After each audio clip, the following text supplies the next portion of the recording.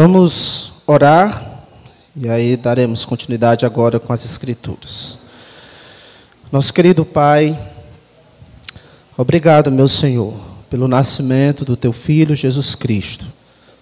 Obrigado por Tua fidelidade em cumprir as Tuas promessas, pelo Teu poder de fazer aquilo que o Senhor diz, pela Tua fidelidade de modo a não falhar e não faltar com nenhuma das Tuas promessas.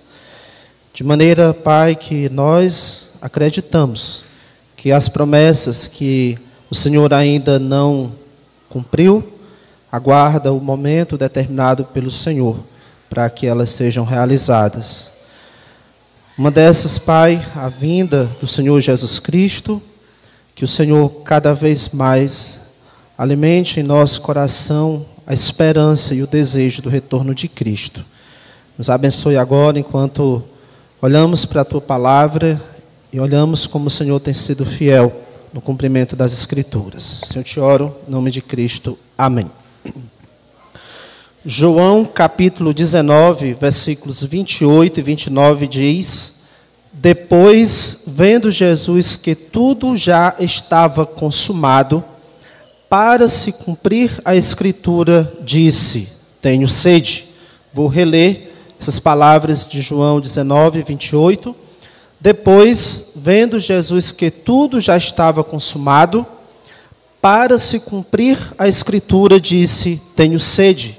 Estava ali um vaso cheio de vinagre, embeberam de vinagre uma esponja e, fixando-a num caniço de sopo, lhe chegaram à boca. Nesse momento, se cumpriu o Salmo 69, versículo 21, que dizia: por alimento me deram fel, e na minha sede me deram a beber vinagre. Continuando o que João dizia no capítulo 19, versículo 30, ele diz: quando, pois, Jesus tomou o vinagre, disse: está consumado, inclinando a cabeça, rendeu o Espírito. Esses versículos são do momento em que Jesus Cristo estava lá na cruz, e parece que antes de ele expirar, ele deu uma rápida olhada por todas as Escrituras para ver se havia algo a seu respeito que ainda faltava ser cumprido. Então, vendo ele que tudo já estava consumado, para se cumprir a Escritura, disse: tenho sede. E aí se cumpriu o que estava dito no Salmo 69, versículo 21. Até o último momento da sua morte, Jesus Cristo estava agindo para que as Escrituras a seu respeito fossem cumpridas. E a sua vida pode ser resumida, essa parte final da sua vida, pode ser resumida como Paulo colocou lá em 1 Coríntios 15, 13, 4.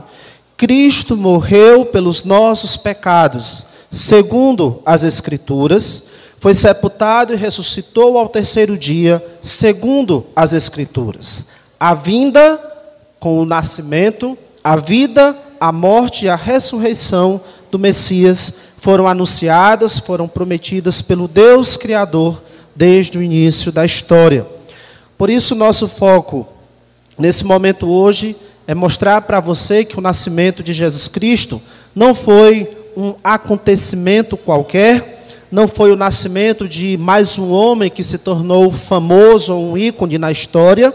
O nascimento de Jesus Cristo é singular, porque nascia aquele que tantas vezes foi prometido ao longo da história, aquele que viria para abençoar e para resgatar esse mundo caído. É nosso objetivo também glorificar Deus por sua fidelidade e pelo seu poder em cumprir as suas promessas, não importa quanto tempo passe. Essa promessa que Deus tantas vezes reafirmou ao longo da história, Deus cumpriu a sua promessa. É nosso objetivo aqui adorar a Deus, agradecer a Deus pelo nosso Salvador, o Filho unigênito do Pai.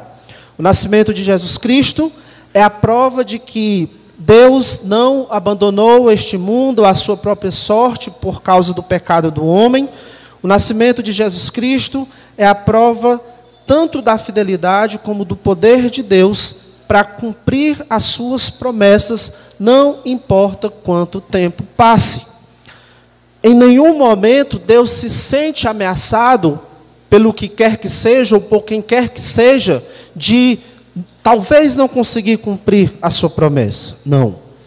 O nascimento de Jesus Cristo, por exemplo, não aconteceu cedo demais. Deus não viu que ele tinha que acelerar um pouco mais o tempo para cumprir essa promessa antes do que ele tinha pensado, senão não daria certo.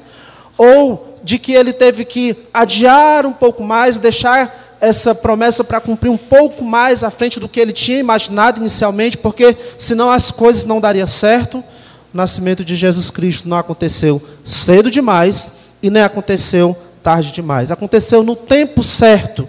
Que tempo certo é este? O tempo que ele, o próprio Deus, havia determinado. Gálatas 4:4 diz: vindo, porém, a plenitude do tempo, Deus enviou o seu Filho, nascido de mulher, nascido sob a lei. Vindo o tempo completado por Deus, ele enviou o seu Filho. O nascimento de Jesus Cristo, pessoal, é uma das demonstrações nas Escrituras de como o Deus Criador é soberano e permanece soberano e está governando todas as coisas, em momento algum nada foge ao seu controle. E não importa o cenário nesse mundo, se de caos ou se de harmonia, os propósitos do Senhor são estabelecidos, as suas promessas são cumpridas. Mesmo que aos nossos olhos os eventos e o momento pareçam desfavoráveis para a execução dos planos de Deus, todas as coisas, na verdade, estão nas condições apropriadas para que a vontade soberana do Senhor seja estabelecida. A palavra de Deus sempre é cumprida, não importa o aspecto do cenário ou momento da história. Lá em Isaías 43, versículo 13, Deus disse: agindo eu, quem o impedirá? Jó 42:2, Jó disse: bem sei, disse a Deus, bem sei que tudo podes e nenhum dos teus planos pode ser frustrado. Josué 23:14, Josué lembrando o povo de Israel da fidelidade de Deus e desafiando o povo a adorar somente o Senhor, ele disse: vós bem sabeis de todo o vosso coração, de toda a vossa alma, que nem uma só promessa caiu de todas as boas palavras que falou de vós o Senhor vosso Deus. Todas vos sobrevieram, nenhuma delas falhou. O nascimento de Jesus Cristo estava embrulhado por várias promessas registradas no Antigo Testamento. O nascimento de Jesus Cristo aconteceu para que se cumprissem as Escrituras. Isto é, para que se cumprissem as promessas que Deus tinha feito no passado. E a gente, como eu disse, o nascimento de Jesus Cristo está embrulhado por várias promessas, mas eu gostaria de tirar aqui 4 desses embrulhos, destacar 4 promessas que se cumpriram com o nascimento de Jesus Cristo. Para que se cumprissem as Escrituras, quando Jesus nasceu, primeiro, nasceu o descendente da mulher. Nasceu o descendente da mulher. Jesus Cristo nasceu de uma serva de Deus, uma serva ainda virgem, chamada Maria. Mateus 1:18, se você puder abrir sua Bíblia lá. Mateus 1:18. Diz assim: ora, o nascimento de Jesus Cristo foi assim. Estando Maria, sua mãe, desposada com José, sem que tivessem antes coabitado ou se unido sexualmente, achou-se grávida pelo Espírito Santo. Estando Maria, sua mãe, desposada com José, sem que tivesse antes coabitado, achou-se grávida pelo Espírito Santo. A geração humana de Jesus Cristo, no ventre de Maria, não foi fruto da fecundação do óvulo de Maria por um sêmen de José, não foi. A geração humana de Jesus Cristo não foi resultado da união íntima de um homem e uma mulher. Essa mulher, ainda virgem, essa serva de Deus, ainda virgem, engravidou por uma ação milagrosa do Espírito Santo, que gerou nela essa semente divina do Filho do Altíssimo. Lá em Lucas 1:35, o anjo tinha dito para Maria: descerá sobre ti o Espírito Santo, e o poder do Altíssimo te envolverá com a sua sombra. Por isso também o ente santo que há de nascer será chamado Filho de Deus. Isso, em parte, é o cumprimento de uma promessa feita 700 anos antes, através do profeta Isaías. Antes desse momento em que Jesus Cristo nasceu, foi gerado ali no ventre de Maria, isso já tinha sido prometido 700 anos antes pelo profeta Isaías, como vai mostrar aqui os versículos 22 e 23 de Mateus 1. Diz: ora, tudo isso aconteceu para que se cumprisse o que fora dito pelo Senhor por intermédio do profeta. Eis que a virgem conceberá e dará à luz um filho, e ele será chamado pelo nome de Emanuel, que quer dizer Deus conosco. Essa profecia está lá em Isaías 7,14, 700 anos aqui desse evento narrado em Mateus. Maria era essa virgem de Isaías 7,14 que deu à luz o Emanuel. Jesus Cristo é o Deus conosco de uma forma que ninguém imaginava, em carne e osso, como um de nós. O Filho de Deus se tornou homem e agora está habitando entre nós de forma física, de forma visível. Mas Maria não é somente a virgem da profecia de Isaías 7,14, quando diz: eis que a virgem conceberá e dará à luz um filho, e ele será chamado de Emanuel. Milhares de anos antes de Isaías ter proferido essa profecia, bem no início da história, quando Adão e Eva desobedeceram a Deus, o Senhor disse à serpente, lá em Gênesis 13:15: porém inimizade entre ti e a mulher, entre a tua descendência e o seu descendente. Este te ferirá a cabeça e tu lhe ferirás o calcanhar. Palavras do Senhor Deus à serpente que tinha tentado o homem e a mulher à desobediência. E Deus fala à serpente de um descendente específico, de uma mulher específica, nascido de uma mulher específica, que iria vencer a serpente, esmagar a cabeça da serpente. A primeira promessa do Salvador já o apresenta como o descendente de uma mulher, e não de um homem, o que seria curioso, porque geralmente se falava da descendência relacionando ao pai. Mas Deus fez a promessa desse homem que viria para esmagar a cabeça da serpente como sendo descendente de uma mulher. Isso se cumpre quando Maria, ainda virgem, fica grávida pela ação do Espírito Santo. Esse descendente de Maria é o descendente da mulher que Deus mencionou em Gênesis 13:15 para a serpente. Jesus, humanamente falando, é filho só de Maria. Não há uma participação masculina na geração de Jesus lá no ventre de Maria. Jesus não carregava os cromossomos lá de José, para que se cumprissem as Escrituras. Quando Jesus nasceu o descendente da mulher. E nós não podemos ignorar aqui que essa promessa do descendente da mulher envolvia uma vitória completa sobre a serpente. Deus disse a ela, lá em Gênesis 13:15, este, o descendente da mulher, te ferirá a cabeça. Jesus é aquele que dará o golpe mortal sobre a serpente. É ele que vai vencer de forma completa e final aquele que é o inimigo das nossas almas, Satanás, o ser que estava por trás da serpente. É por isso que, quando nasceu o descendente da mulher, os anjos anunciaram lá em Lucas 2, versículos 10 a 11, eles disseram: e lhe porás, Lucas 2, 10 a 11, o anjo, porém, lhes disse: não temais, Perdão, é Lucas 1. Lucas 2 mesmo. Lucas 2, 10 a 11. O anjo, porém, lhes disse: não temais, eis que vos trago boa nova de grande alegria, que o será para todo o povo.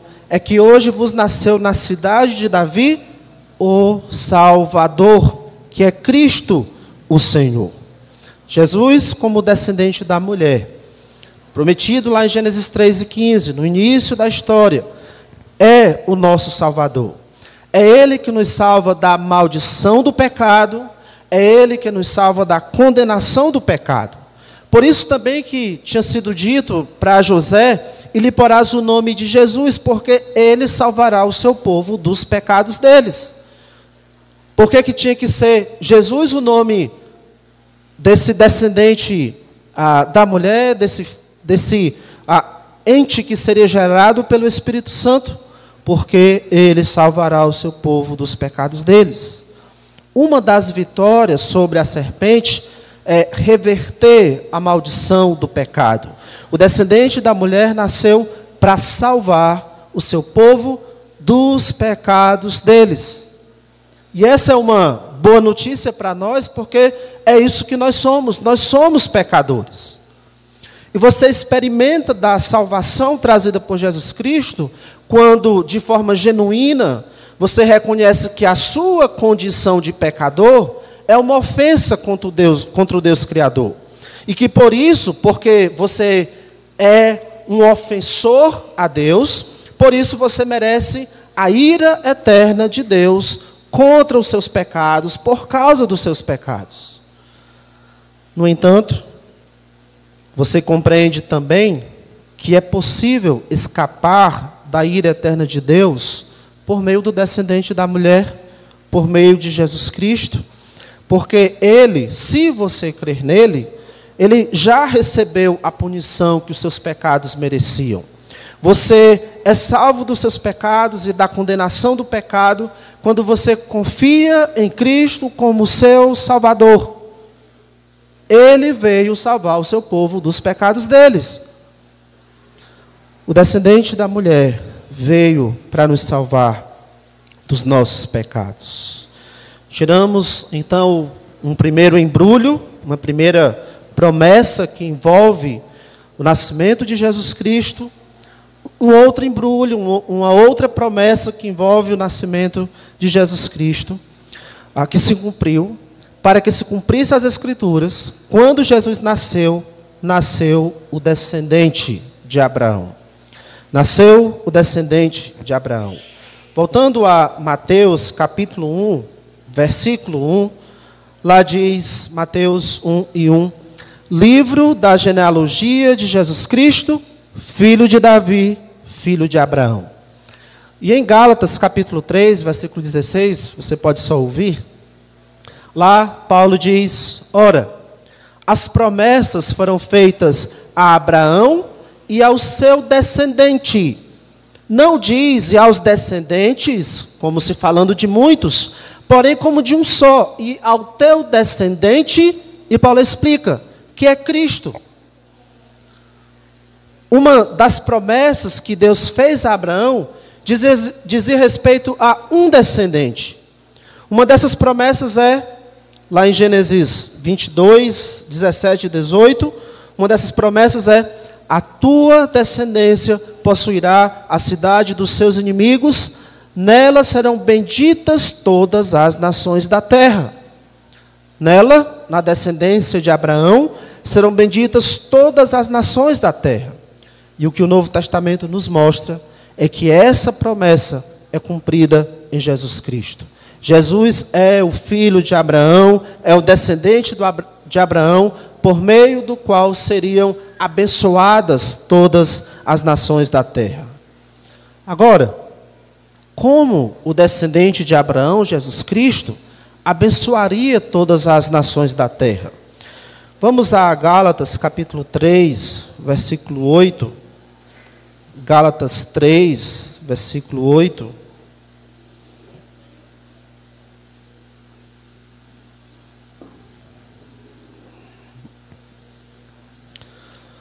Diz assim: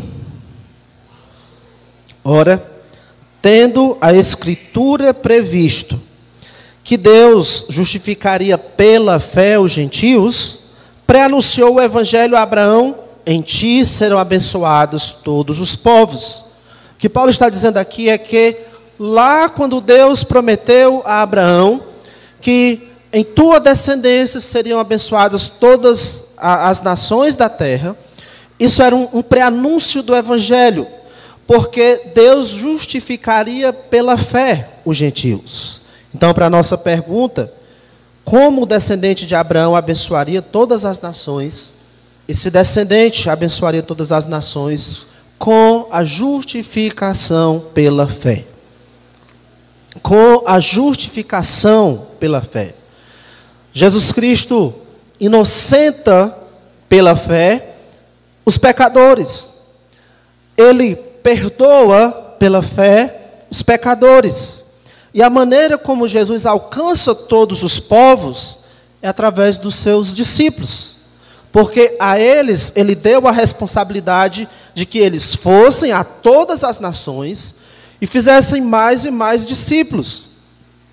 Mateus 28:19, ele disse aos seus discípulos: ide, portanto, fazer discípulos de todas as nações. Marcos 16:15, e disse-lhes: ide por todo o mundo e pregai o evangelho a toda criatura. Lucas 24:46, ele disse: assim está escrito que o Cristo havia de padecer e ressuscitar dentre os mortos no terceiro dia, e que em seu nome se pregasse arrependimento para a remissão de pecados a todas as nações. A responsabilidade que foi dada a nós. Nós fomos responsabilizados para cooperar com Deus no cumprimento dessa promessa a Abraão, de que no descendente dele seriam abençoadas todas as nações. Podemos dizer que essa promessa de que o descendente de Abraão abençoaria todos os povos está se cumprindo constantemente. Hoje essa promessa está se cumprindo. Quando você se dispõe a entender a ordem de Jesus Cristo, e você sai para evangelizar, e pessoas se arrependem e confessam Cristo como seu Salvador, então aquela pessoa é abençoada com a justificação pela fé, ela é abençoada pelo descendente de Abraão. Com isso você está cooperando com o cumprimento da promessa que Deus fez a Abraão. Irmãos, evangelizar, por uma perspectiva, é nós participarmos ativamente do cumprimento da promessa que Deus fez a Abraão. Quando evangelizamos, estamos cooperando com Deus com o cumprimento da promessa feita a Abraão. Estamos ajudando Deus a cumprir a promessa de que Jesus abençoaria todos os povos. Não é que Ele precise da nossa ajuda, mas Ele nos deu esse privilégio de podermos cooperar com Ele no cumprimento da sua promessa, aliás, no cumprimento de uma das promessas mais importantes feitas a Abraão. Como disse Paulo, lá em 1 Coríntios 3:9, de Deus somos cooperadores. A evangelização nos dá a oportunidade, o privilégio de sermos instrumentos de Deus para o cumprimento de uma das promessas mais importantes feitas a Abraão. Na tua descendência serão abençoados todos os povos.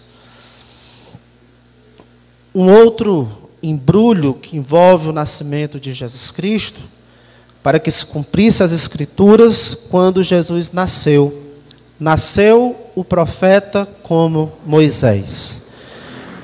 Abra sua Bíblia em Deuteronômio, capítulo 18. Deuteronômio é o 5º livro da Bíblia. Deuteronômio, capítulo 18, do versículo 15 ao versículo 19. Deuteronômio 18, 15 a 19. O profeta Moisés, nesse livro, ele está, podemos dizer, se despedindo do povo de Israel. O povo de Israel está prestes a atravessar o Rio Jordão, depois daqueles 40 anos que eles têm caminhado pelo deserto, desde que saíram da escravidão do Egito, estão prestes a entrar na terra que Deus prometeu, a terra de Canaã, e Moisés não vai ter esse privilégio de entrar na terra junto com o povo, mas ele faz esse momento de despedida em que ele relembra várias instruções de Deus para o povo antes que ele entre na terra. E em um desses discursos de Moisés, ele fala de um profeta. No versículo 15: o Senhor teu Deus te suscitará um profeta do meio de ti, de teus irmãos, semelhante a mim. A ele ouvirás, segundo tudo o que pediste ao Senhor teu Deus em Horebe, quando reunido o povo. Não ouvirei mais a voz do Senhor meu Deus, nem mais verei este grande fogo para que não morra. Então o Senhor me disse, falaram bem aquilo que disseram, suscitar-lhes-ei, essas são palavras do Senhor, suscitar-lhes-ei um profeta do meio de seus irmãos, semelhante a ti, em cuja boca porei as minhas palavras, e ele lhes falará tudo o que eu lhe ordenar. De todo aquele que não ouvir as minhas palavras que ele falar em meu nome, disso lhe pedirei contas. Dentre os profetas que surgiram ao longo da história no meio do povo de Israel, um deles, como diz o texto aqui, seria semelhante a Moisés. E ao longo dos anos, depois da morte de Moisés, muitos profetas surgiram, mas o povo aguardava a chegada desse profeta semelhante a Moisés. E essa expectativa, o anseio aumentaram ainda mais depois de Deus ter, por 400 anos, não ter enviado nenhum profeta. O último profeta que Deus tinha enviado tinha sido Malaquias, depois que o povo tinha retornado do exílio babilônico. E aí, somente 400 anos depois, Deus rompeu esse silêncio de não ter enviado nenhum profeta e levantou o profeta João Batista. E o povo entendeu que João Batista, de fato, era um profeta de Deus. E então eles ficaram com aquela curiosidade, aquela expectativa. E uma das perguntas que fizeram a João foi: és tu o profeta? Seria João Batista aquele profeta semelhante a Moisés? A resposta de João Batista foi: não. A promessa desse profeta é cumprida em Jesus Cristo. Jesus é o profeta semelhante a Moisés. O Novo Testamento várias vezes vai fazer referência a Jesus como o cumprimento dessa profecia. João 1,45 diz: Filipe encontrou Natanael e disse-lhe: achamos aquele de quem Moisés escreveu na lei, e a quem se referiram os profetas, Jesus o Nazareno, filho de José. Lá em Hebreus 1:1 diz: havendo Deus outrora falado muitas vezes e de muitas maneiras aos pais pelos profetas, nestes últimos dias nos falou pelo Filho. Jesus é esse profeta semelhante a Moisés, por meio de quem Deus também estava falando. Agora, de que modo Jesus é semelhante a Moisés? Alguém disse o seguinte: tanto na vida como na missão que desempenhou, Moisés foi a personificação de Jesus Cristo. Tanto na vida como na missão que desempenhou, Moisés foi a personificação de Jesus Cristo. Se você conhece a história de Moisés e conhece a história de Jesus Cristo, você vai perceber esses pontos em comum. Ambos foram salvos da morte quando criança. Ambos renunciaram um trono para se identificar com seus irmãos. Tornaram-se guias libertadores do seu povo. Foram fiéis e mansos. Intercediam pelo seu povo. Eram poderosos em palavras e em obras. Se tornaram mediadores de aliança. Tanto Moisés como Jesus eram porta-vozes da palavra de Deus. Agora, Jesus, diferente de Moisés, era mais do que um porta-voz. Hebreus 1:3 diz: ele que é o resplendor da glória e a expressão exata do seu ser, do ser de Deus.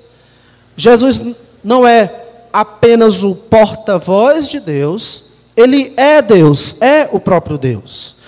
Por isso a profecia aqui em Deuteronômio 18, 19, traz um alerta. Versículo 19: de todo aquele que não ouvir as minhas palavras, que ele falar em meu nome, disso lhe pedirei contas.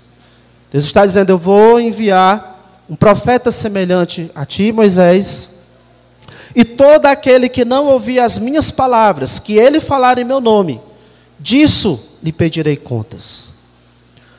Quantas vezes você tem ouvido sobre Jesus Cristo? Quantas vezes você tem lido, ouvido partes da Bíblia? Há quanto tempo você está consciente de que somente Jesus Cristo salva? Escute, se você ignorar que Jesus é o Salvador, se você só ouve isso e nada faz, você ignora a emergência, ou a urgência, ou a importância dessa mensagem, não vai ficar tudo bem. Se você não parar para conhecer as palavras de Jesus, não vai ficar tudo bem. Você dará contas disso a Deus, quer você queira ou não. Deus cobrará de você. Escute, assim como a terra se abriu debaixo dos pés de Corá e de todos os demais centenas que se rebelaram contra Moisés e os engoliu, e engoliu todos os seus pertences, o inferno estará pronto para o engolir, se você permanecer inerte, indiferente diante de Jesus Cristo. Assim como Deus puniu todos os que se rebelaram contra Moisés, contra o profeta Moisés, Ele também punirá todos os que não ouvir as palavras de Jesus Cristo. É Deus que diz: disso lhe pedirei contas. Por último, para que se cumprisse as Escrituras, quando Jesus nasceu o descendente de Davi. Eu vou ler aqui alguns versículos de 2 Samuel, capítulo 7, versículos 12, 13 e 16. Através do profeta Natã, Deus disse a Davi: quando os seus dias se completarem e você descansar com seus pais, então farei surgir depois de você o seu descendente, que procederá de você, e estabelecerei o seu reino. Este edificará um templo ao meu nome, e eu estabelecerei para sempre o trono do seu reino.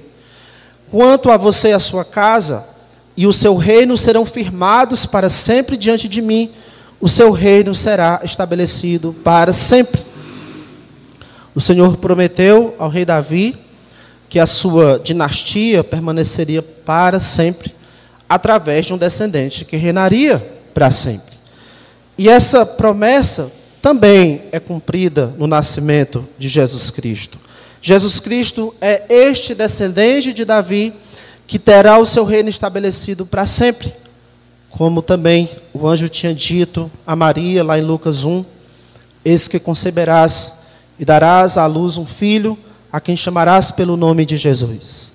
Este será grande, será chamado Filho do Altíssimo. Deus, o Senhor, lhe dará o trono de Davi, seu pai. Ele reinará para sempre sobre a casa de Jacó, e o seu reino não terá fim. Agora, essas palavras do anjo foram cumpridas até o momento apenas parcialmente. Maria ficou grávida, como o anjo tinha dito.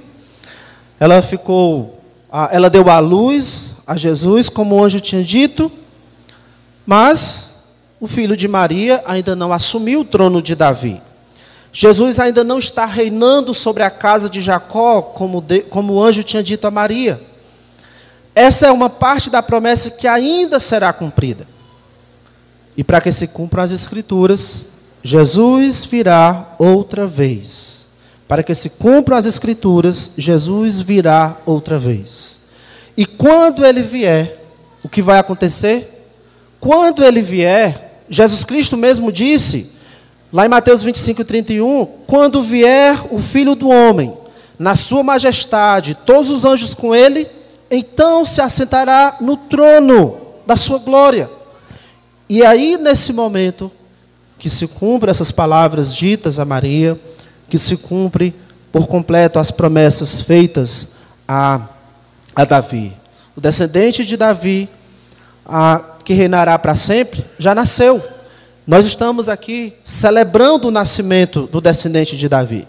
Só falta agora ele receber de Deus o trono de Davi e reinar. E isso vai acontecer quando Jesus retornar a este mundo. Ele se assentará no trono de Davi em Israel, mas há um detalhe.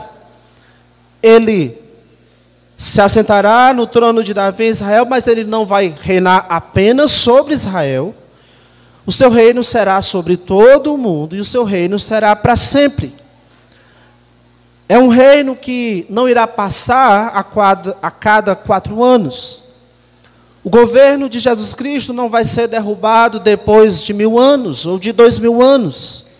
Para sempre ele estará reinando. E todos estarão debaixo do governo justo de Jesus Cristo. E isso que nós aguardamos dos nossos governantes, de que eles governem de uma forma justa, de forma que nos favoreça a viver bem, essa esperança a gente só vai conseguir tê-la cumprida no reino de Jesus Cristo. Jesus será o reino eterno sobre a nova criação de Deus. Jesus Cristo, ele não vai ser eleito a rei para sempre pelo voto da maioria. Nós não iremos em algum dia da história às urnas eletrônicas ou qualquer tipo de urna para eleger Jesus Cristo, nosso rei eterno. Ele receberá esse reino do seu Pai, o Criador de todas as coisas. A questão é se você vai participar desse reino de Jesus Cristo. A questão é se você tem o ingresso para participar do reino de Jesus Cristo. O ingresso para fazer parte do reino que virá é o arrependimento hoje. Lá em Mateus 4,17 diz: arrependei-vos, porque está próximo o reino dos céus. Arrependei-vos, porque está próximo o reino dos céus. A condição para se entrar no reino de Jesus Cristo é o arrependimento. Ninguém poderá entrar no reino sem antes se arrepender de seus pecados. Não. Você não vai poder entrar no reino, dar uma olhada, ver se é isso que você quer, e aí se você entender que você quer, você dizer, eu me arrependo. Tem que ser antes, hoje. Antes que o reino chegue, antes que Jesus se assente no seu trono de glória, é necessário que você se arrependa. As portas do reino de Deus se abrem quando e somente quando nos arrependemos dos nossos pecados e confiamos em Cristo como nosso Salvador. Hoje nós estamos festejando o nascimento de Jesus Cristo. Pode-se dizer que quase o mundo todo está fazendo isso. Pessoas dentro de igrejas e pessoas fora da igreja estão festejando o nascimento de Jesus Cristo. Mas, pessoal, só faz sentido festejar esse acontecimento se você tivesse arrependido. Não vai passar de um momento, um evento, um momento de euforia, um momento de troca de presentes, um momento de confraternização, vago e sem sentido diante de Deus. Você festejar o nome de Jesus Cristo, montar o seu presépio e enfeitar a sua casa e sabe lá mais o que você faça. Mas tudo isso é sem sentido se você não tivesse arrependido. Você talvez festeje aqui, mas não vai poder festejar no reino eterno de Jesus Cristo se você não se arrepender. Só faz sentido festejarmos esse acontecimento se tivermos nos arrependido. Porque quando Jesus nasceu o rei. Sim, uma criança que nós tentamos imaginar e talvez até imaginar que fosse uma bela criança meiga, foi o rei, aquele que governará este mundo com justiça. E ai daqueles, quando ele vier, que não tiver se arrependido. Porque ele terá que os lançar no lago que arde com fogo e enxofre. Então fica essa mensagem de alerta para você, de Mateus 4,17. Arrependei-vos, porque está próximo o reino dos céus. Está próximo de Jesus voltar, então a promessa feita a Davi será cumprida por completo. O descendente de Davi, Jesus Cristo, reinará para sempre, para que se cumpra as Escrituras. Jesus virá uma segunda vez. Oremos. Nosso amado Deus, muito obrigado, Santo Pai, por cada promessa já cumprida. E por essa que nós tanto aguardamos, com alegria, com anseio, e pela certeza que nós temos que sim, Jesus voltará. Amado Deus, conceda a muitos a graça de poder festejar o nascimento de Jesus Cristo, não somente agora, mas poder festejar com Ele também no seu reino eterno. Aqueles, ó Pai, que estão cientes de que somente Jesus Cristo pode salvar. Ó Deus, que o Senhor alerte no coração dessas pessoas, que elas podem perder a oportunidade, ó Deus, de se arrepender, caso Cristo volte hoje, porque Ele há de voltar a qualquer instante. Ó soberano Deus, que esses não fiquem adiando mais um ano e por mais um pouco, mas que logo se arrependem e confiem no descendente da mulher, no descendente de Abraão, no profeta semelhante a Moisés, no descendente de Davi, que veio para salvar, que veio para dar testemunho de Ti, que veio para abençoar todas as nações e que virá para reinar para sempre. Em nome dele que nós choramos. Amém.